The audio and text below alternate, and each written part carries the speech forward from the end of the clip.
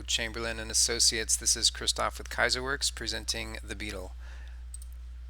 I'm going to be switching back and forth between a digital model and a PDF document that was included in your email. These are large files, so you'll just have to bear with me with some computer lag that will occur at times.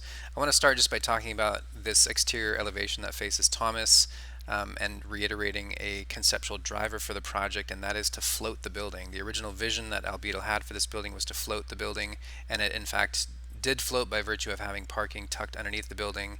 And then someone came in and added an opaque base which grounded the building, and we are letting the building float again without sacrificing square footage by virtue of transparency. So we have these this glass facade on the first floor, muted transparency with our channel glass looking into the conference room, and then with reflectivity. And so all of these moves together serve to let that building feel like it's floating. We're also using light to do that and to reinforce that. I'll talk about that a little bit later. Before I go any further, this what we affectionately call the saddlebag, this building structure that was added on as an addition after the original building was completed. We are now showing with a fluted form. It's an aluminum, thin aluminum sheet that's perforated, and we are bending it to this arc form, or this fluted form. I'm going to take us over to another slide which speaks to that a little bit more clearly.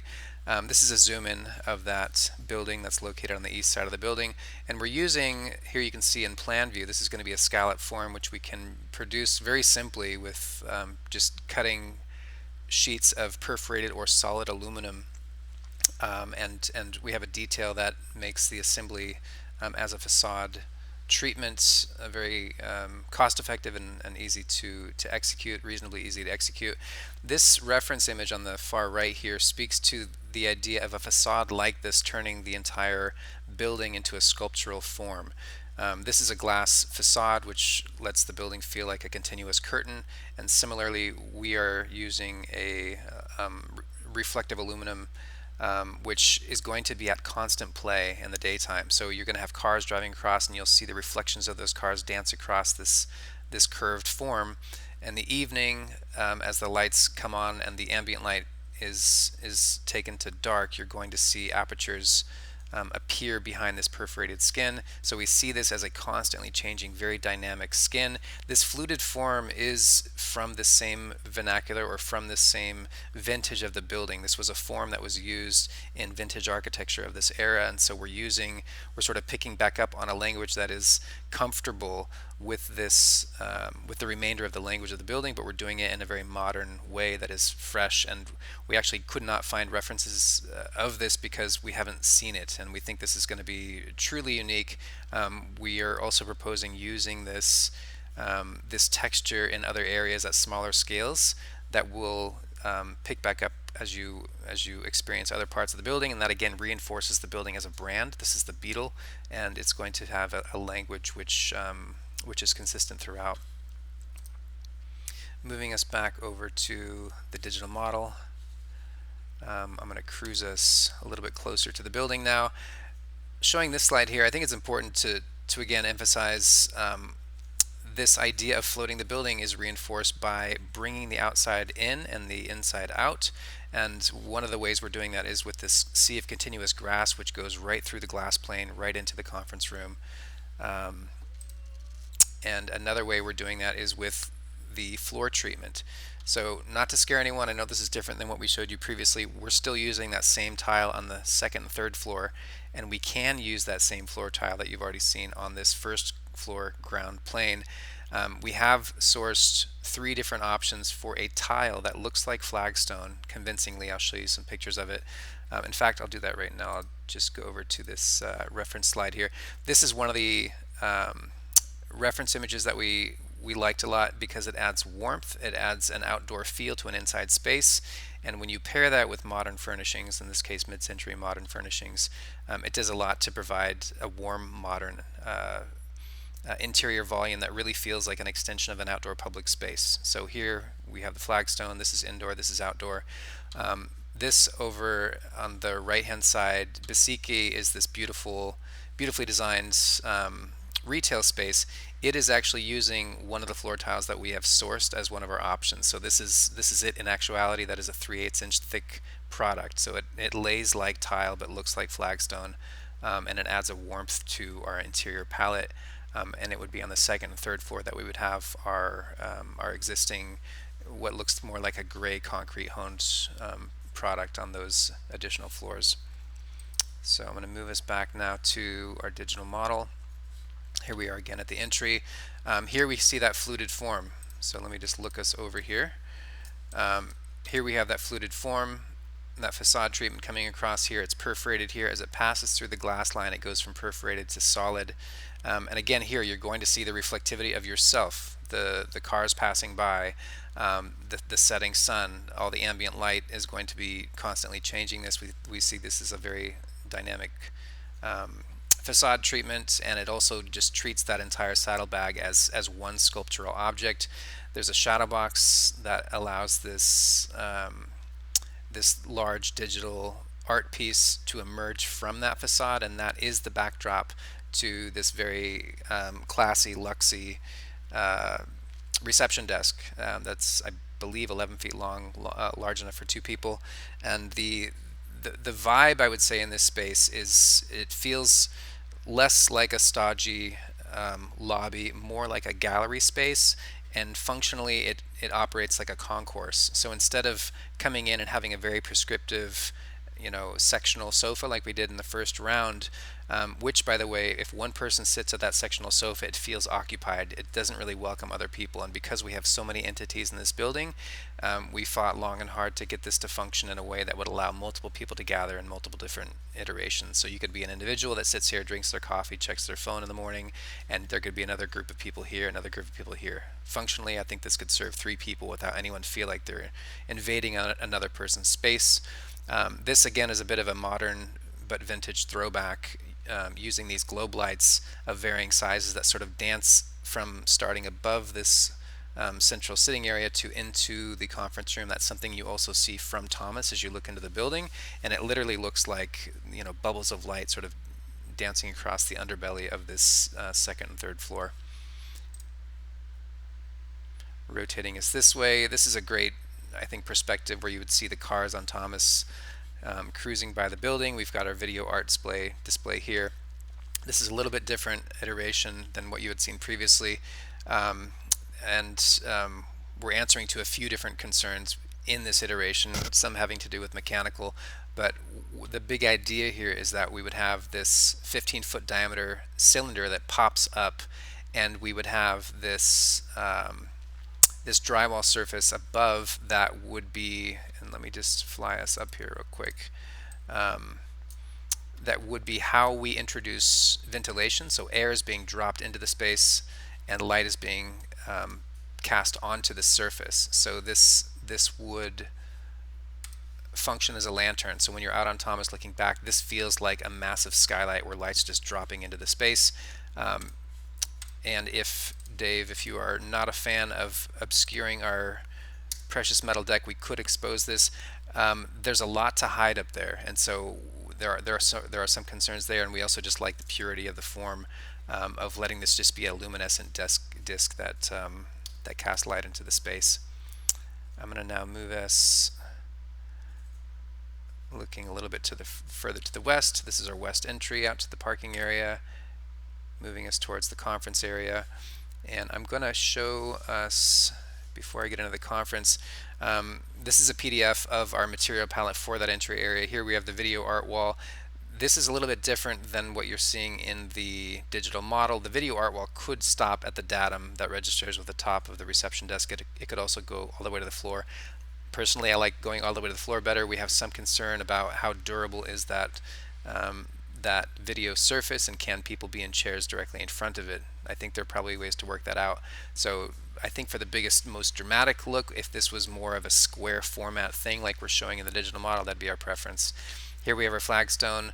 We're showing a few different iterations, a few different products of the flagstone. We can walk you through that in more detail in our next round when we go towards purchasing. This is an example of the marble, and by the way, all the products we're showing you, I think, are products that we have actually sourced. We know that they're attainable within reasonable time frame. That's hard to say in this day and age, but that is something that we are at least conscientious of and trying to put forth things that are attainable. This image on the bottom right here, and let me see if I can just zoom us into this, um, is actually a furniture piece, but it is a piece which borrows from the same language as our fluted facade. And so the idea is that you would experience this fluted facade in at different scales throughout the building. We are not proposing this exact furniture piece, but it is a piece which it's the only precedent image we could possibly find that has a form. So you're going to see this texture on a smaller scale, or actually at this scale on the third floor, used as a sort of interior facade treatment in some areas, and used as a furniture treatment in other areas. So these two things speak to each other, and again, it's about sort of building a consistent brand for the building as a whole. So when you're at the Beadle, it feels like a cohesive branded interior experience. This next slide here speaks to the conference room, which we're about to show you a little bit more of inside of the digital model. We've got our grass that comes into this space. Flagstone comes to the edge of that space. We're proposing a rose quartz slab that is the conference room table, surrounded by black leather chairs, and then an area rug which pulls from the color of that quartz. Here you can see the channel glass that we're proposing for that same space. And I'm going to show us another slide that you'll see in your PDF. This is the Mario Bellini product line, which you can build your own. This is a modular system, and so we're proposing this particular layout for the first floor paired with these eames. These are either going to be ash or white oak that accessorize that as the main sort of gallery waiting area. And then atop that, sort of floating on top of that, we have what we're showing in the model is purely the globe lights, but we like the idea of pairing those with the Tom Dixons, which Dave, you had seen at Lux Coffee and liked, or these chrome lights, so that it's actually a variation of lights that that populate in a very playful way above that space. Moving us back to the digital model, I'm going to take us one step further into the conference room area looking back. This is a beautiful view here.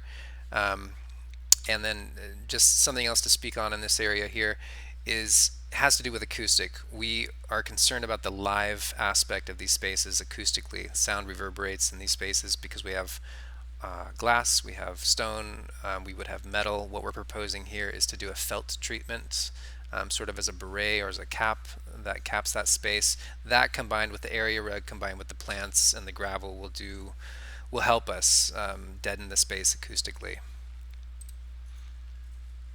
Moving now to the west, looking at the building, this is a beautiful entry point between these two circular forms here.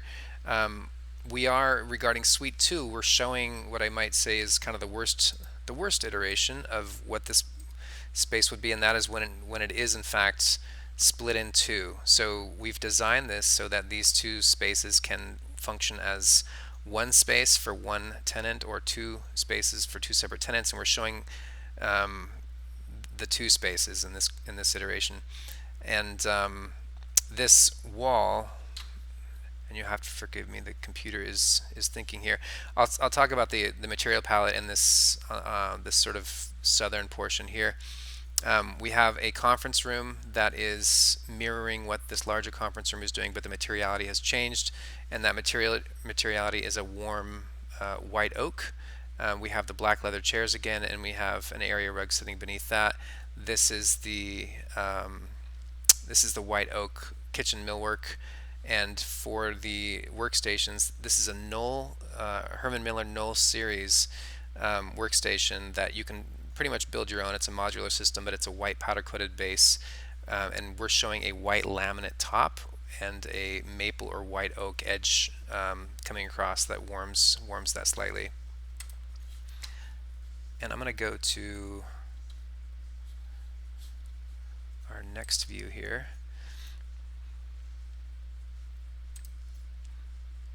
Okay, I'm actually going to pop back down, and I apologize, my computer's lagging and I just had to jog it. going to cruise this over to this side here. So this is the smallest workstation here. This corner pocket, and again, this gray wall. If I think the best way to show off this space is this gray wall doesn't exist. You snip it back to here, and these two spaces share that space.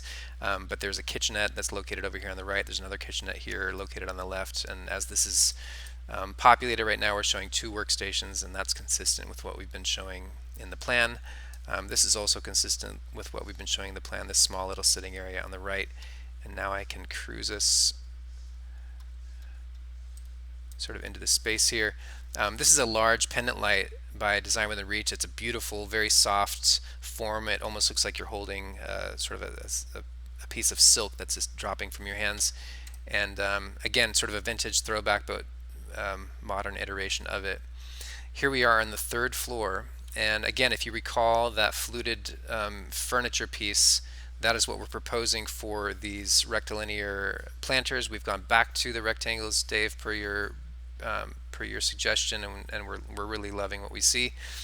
And I'm going to orbit us a little bit around here. You'll have to forgive me, there's some sort of extra model pieces floating in here.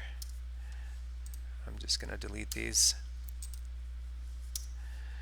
And so here we are on the third floor. We're proposing this large custom light ring that I believe is 15 feet in diameter. Sitting beneath that, we have this reception area, small gathering area, and we're bounded on three sides by this plant realm, which separates this entry area from the remainder of the space, and I'll get to that in just a minute.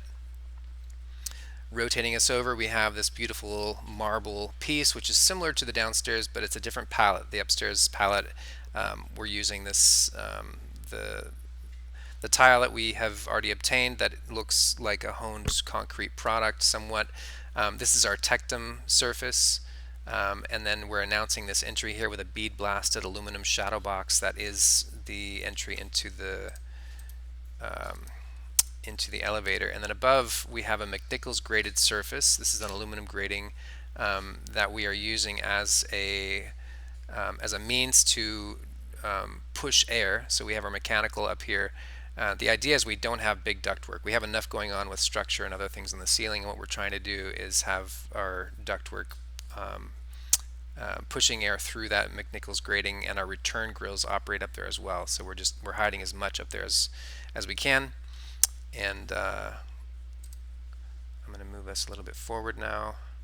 I'll be talking about this in just a moment. This is either a fiberglass or a glass backdrop to the scene. We're using this zigzag treatment in a few different areas. Here it is again. You would encounter this coming out of the bathroom, and I will speak to that materiality in just a second here. So here you can see how these rectangular forms create a boundary between the primary living space and the sort of more formal entry area as you come out of that elevator area. This again is that Mario Bellini piece. We would love to see it in a leather in this case. This again, we're picking up the Southwestern vibes, sort of a modern Arizona school architectural palette, similar to your current office, where there's somewhat of a Southwestern vibe, but it's a very modern execution of it. And I'm moving up to this perspective here just to kind of show you what we're proposing here. This can be executed in a number of different ways, and we've talked to manufacturers, but the idea is that we have a somewhat playfully upscaled form that is a bit analogous to our fluted form on the first floor facade, but in this case this form is either a colored glass or it is a colored plexiglass. We've talked to two manufacturers in Phoenix, and we've actually priced these three forms. This occurs again at your office, and the idea, again, I know that we're trying to get maximum transparency, and I'll show you. Let's see. I'm going to jump us over to this slide here. So looking at the bottom right here, this is a colored glass which we could make this zigzag form out of, which is basically just a tinted glass, which means it is fully transparent. You can see 100% through it, but it is tinted. This is an amber colored glass, but I think it could also be sort of just tinted mint, sort of a mint green, or just even as you see in this rendering here, where it's ever so slightly sort of an olive fog color. This here on the right here is plexiglass. So whether we go glass or plexiglass, we can achieve a very good transparency, and obviously a little bit less with the plexiglass. We have samples here in our office that I can show you, and those were given to us by the manufacturers that we've been in dialogue with. Other aspects to talk about with this material palette: this is our tectum, this is our floor surface, this is that rose quartz that you will see on occasion. That's something that we also consider for the third floor. So for the third floor, it could be this rose quartz, it could be this heavy body granite, or it could be this black marble for this space. We've also looked at doing the green. We have talked to manufacturers for all three of those, and those are all three options for us. This is a hay white leather chair that we envisioned for this for the workstation. I'm going to take us now back to our digital model. And I've just cruised us over to the far side of the living room, so my back is facing to the southwest. This again is our Mario Bellini. This is the leather paired with a black marble cube. And this again is a bit of a playful landscape of spaces where one person is not going to dominate and take over. If one person goes to a sectional, very conventional living room scene, they've kind of taken over the space. Where here you could have a group of people sitting over here, you could have somebody here watching TV, and you could have two people sitting here, and they're not dominating the space. So this quickly became a favorite based on the way that it lets people use the space. On this side here, we're proposing when we get to the edges of the space, what we're trying to do a lot is let as much light through as possible and let there be as much play of light as possible. So we're actually proposing here a plexiglass piece. We're showing it green currently, but it could take on a number of different colors. And going back to the conference room slide here for materiality, I didn't talk about this previously, but this is a plexiglass piece that we feel should be the piece for our cart. So we're going to do a cart in here that's going to have coffee, water, etc., or it could be a freestanding piece. It does not need to be on wheels, but we wanted something that light would move through and would affect the space by way of. And so as sunlight comes through this space, across the grass, and through a piece like this, doesn't have to be this color, but the idea is that this would become a filter and would bring an interesting play of light into the space that again is going to be something that's constantly changing throughout the day.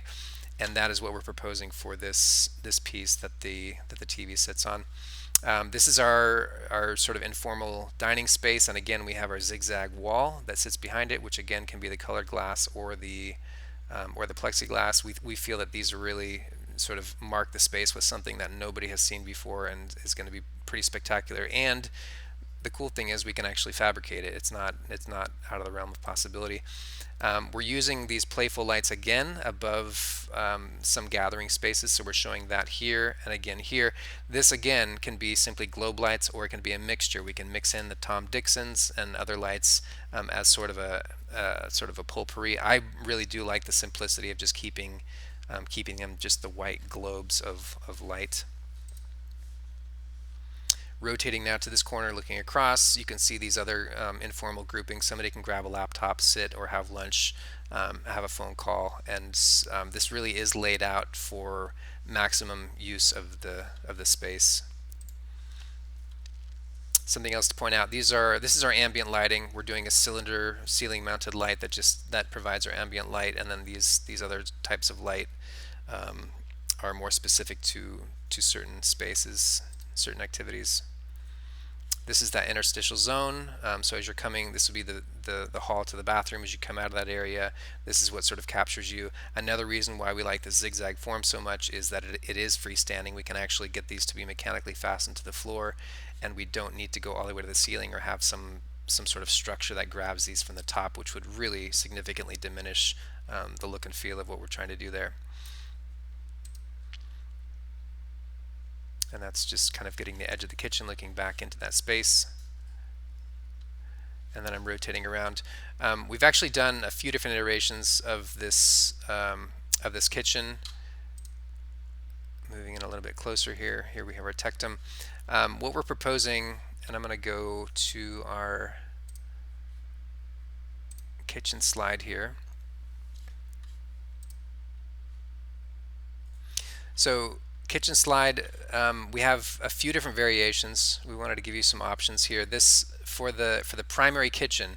The idea here is that we have a tectum object, which is the core of the building. Anytime you cut into that core, you're revealing a secondary skin. So similar to cutting into a sushi roll, this would be the seaweed on the outside, this would be the rice. We're trying to establish that sort of language. There can be some variation in what that rice looks like, but the big idea is that you're cutting into something that has a continuous expression. So one iteration of that is what you see right here, which is a laminate that would most likely have a wood edge to it. Another iteration would be MDF. So this is clear sealed MDF, and we can tint that with the sort of finish application to give us a number of different degrees of warmth, I would say. For floor surfaces, we are showing a dark cork, and you'll see that again in your office and in the hallway to the bathroom. There's a number of different ways we can execute this, but a dark cork is something that we feel really good about. This block of what is the island, I think the big idea is that it feels monolithic. We have looked at this being wood. The issue there is this is a usable working surface, and we don't love the idea of having a white oak top on it, just given the reality of how it's going to look in 2 years. So what we're showing here is a solid surface material, and we've actually found two. Well, there can be many different ways to execute this, but solid surface. We've done this in a blue. We've done it in a green, really successfully, and it's a nice monolithic form to sit at. This light bar, Dave, you expressed previously that you weren't a fan of this, and we're not proposing that. That's sort of a remnant. I'll show you what it looks like in the model in just a moment. I'll go back to that right now. So here we're showing the green, and I can show you some precedent images. We've actually built a kitchen with this particular green. It's a green that we can get the solid surface material and cabinet faces to match exactly. And we're showing these cool pendants, which actually have the luminescent part is this thickened band right here. So this glows. We can get these in a number of different colors, but we like just the simple white. And here again you can see that tectum form. And then as we turn, we're heading towards the north bullpen, and you can see that tectum form turn the corner. So walking over to the north bullpen, a few things to point out here. This is a softened form. We actually have a mock-up in the office where we have built this. So we've taken a corner and we have built a radiused edge of tectum, which again is something that we haven't seen before, but we think is going to be something we can execute, and it's going to look really striking and be completely novel, something that people haven't seen. Rotating again to my left, this is that fluted form. So basically these are aluminum pipes that come across the front. Most likely these would be half. So these are half arcs that give you this fluted form that's going to have this soft reflectivity. This is our planter. We're growing creeping fig, most likely creeping fig. There's a number of different vines we can talk about. And then what that vine is growing on, one option that I think would actually work is that they are simply growing on the wall. But what we've done here is taken that same McNichols grating that we have over here as our continuous mechanical soffit, and we've powder coated it white in this case, and that becomes the wall treatment. And so instead of adding something where we previously had planters on this side, which really congested the space and just felt very, very heavy regardless of how many iterations we tried on that. We also tried suspending from the ceiling, which really took away from the main asset of this space, which is the height and the exposed structure. That's just something you don't get anymore.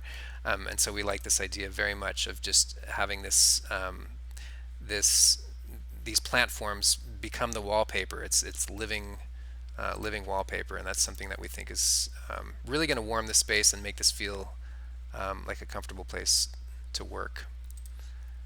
I'm going to cruise this now, looking a little bit further to the south to talk about the workstations. Again, this is our white oak. This is a felt, which again is going to help deaden the space and also just add some warmth and softness to the space. We're dividing the workstations with a translucent plane of glass, and I'm going to go to our slide right here, which speaks to these workstations. So here's our tile, this is our creeping fig, this is our frosted glass, white oak, felt, and again that fluted form, which is going to become this continuous datum that registers with the desks that the plants will grow out of. These are 5 chairs that we're looking at using. We were showing originally a saddle leather Eames chair. We wanted something lighter and brighter. And so we're, that chair, by the way, is the same chair but executed in white in this case, and this is chrome with saddle leather. And we're leaning more towards these white options. This is a Herman Miller Knoll chair that is a fabric. It's the Eames shell chair with an upholstered interior, and there's some sort of newer modern iterations of that. This is a different, this is the work chair by Eames as well, and this is another Eames chair as well. Ptolomeo is a great task lamp that we're proposing for these spaces, and these are these blue dot pendant lights that come down from the ceiling. Moving us back over to the digital model. Here again you can look back towards that kitchen, back towards the living room on that side over there, and we're moving towards Dave's office beyond. We call these the come-along stations, and again, whatever the kitchen millwork is, these would be as well. So going back to that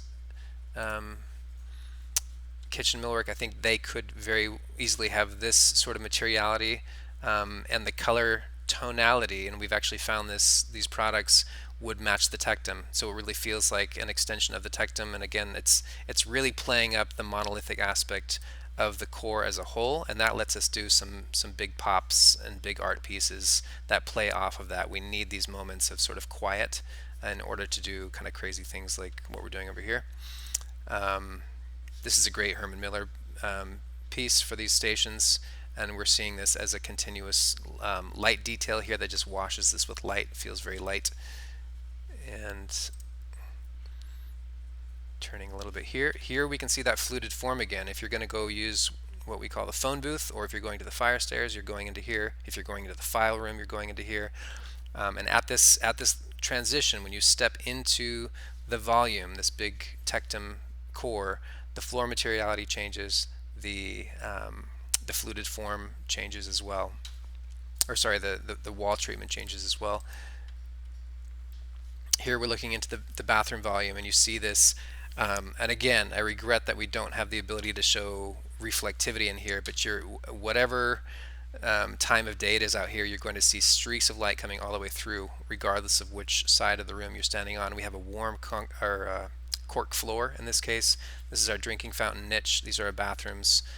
We have these frosted acrylic bathroom signs that sort of poke out from between the flutes, and these are our can lights above.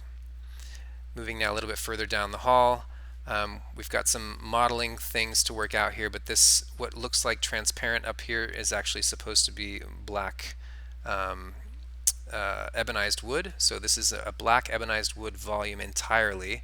This should not be transparent whatsoever. That's a modeling snafu right there. This is looking back towards the workstations. And here we get kind of to the end of the hall, and this is what you had seen previously.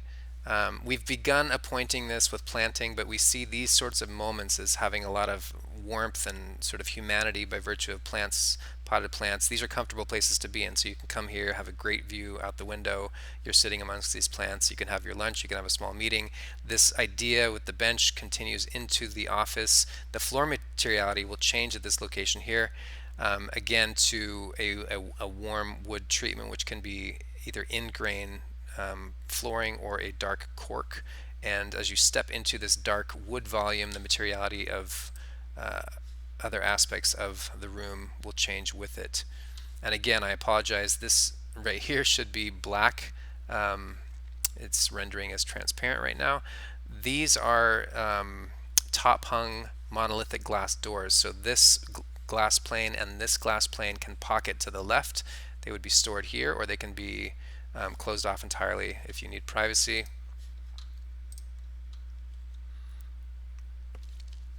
And here we're looking back, another view kind of looking back towards the north bullpen, looking into your desk, Dave, beyond.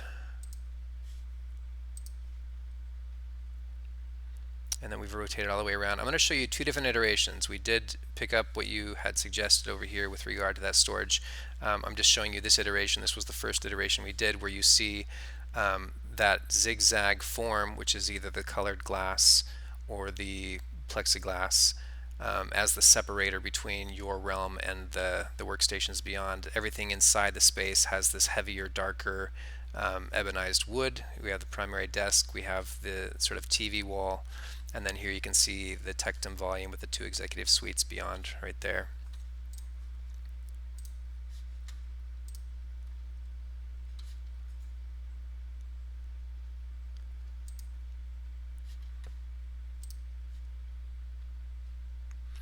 Okay, so we're looking back towards the south, and I'm going to switch us over to this slide here. So per our conversation, Dave, this is the iteration where we show this lower credenza piece continuing all the way across, giving you storage that's accessible from both sides, and then perched between that ebonized wood soffit treatment, ebonized wood storage treatment, is our glass slash plexiglass zigzag form that comes across there. And again, that's either going to be fully transparent but colored, or moderately colored, or it will be our fiberglass treatment. This is our wenge, or our ebonized wood. This is our cork material for the flooring, which adds nice warmth. And then here we have our stone treatment. In this iteration here, we're showing that the line of separation between the flooring surfaces is actually in line with this edge of the millwork. So when you step out of this realm into this realm, which has your sort of invitation space where people can come into your office and hang out, that the floor treatment from the primary remaining floor would actually come into the office. And this might be our preference. We wanted to get your read on that. For your desk and your workspace, these are the chairs we're proposing. This is a really great line. Again, it's an Eames product, and we're very excited about it. Going back to the digital model, we're going to cruise a little bit further in. Actually, no. This is your view, Dave. Sitting at your desk. This is this great mid-century piece that's got a marble base that sort of hangs in as an oversized desk lamp. And here we're at the little lounge space directly outside of your office, looking down towards the west. Here you can see the come-along workstations, and here we're looking into these executive offices. The executive offices again take our light wood treatment, and they combine that with the dark cork floor.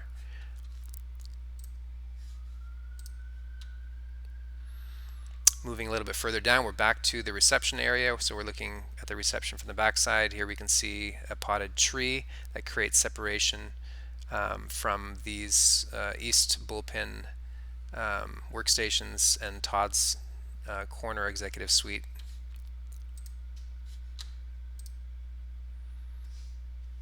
Rotating us around, you can see the transparency.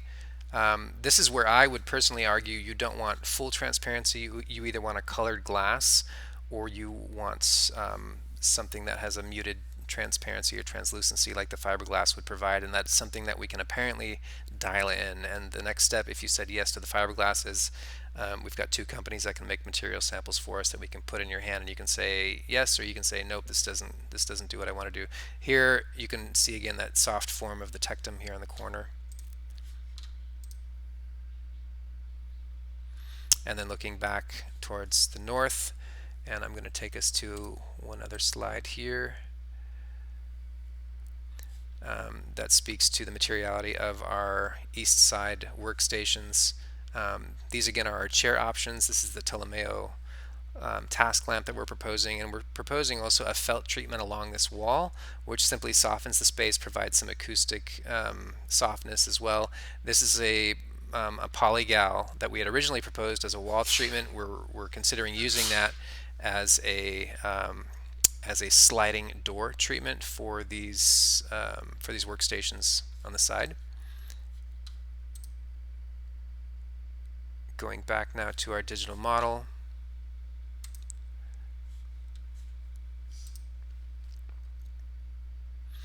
This is our conference room. We're proposing a black marble top with black leather chairs surrounding it. We're showing the string table basin here. We're not pushing that. That is an option. We'll give you a good deal. Um, but it's something that we thought paired very nicely for this space. And here you can see that fluted aluminum form coming through. So again, reflectivity. This is going to be a muted reflectivity coming across the base here and then across this other form here. And it's one that we feel hits that southwest note. It hits the mid-century note. And it hits the modern note in a really great way, and it adds a texture that I think is going to become synonymous with this building. So we really are excited about that. This next view, we've moved to the end of the conference table. We're looking back to the entry into the elevator core there, and we can see how this space will work with these rectangular forms sort of directing space.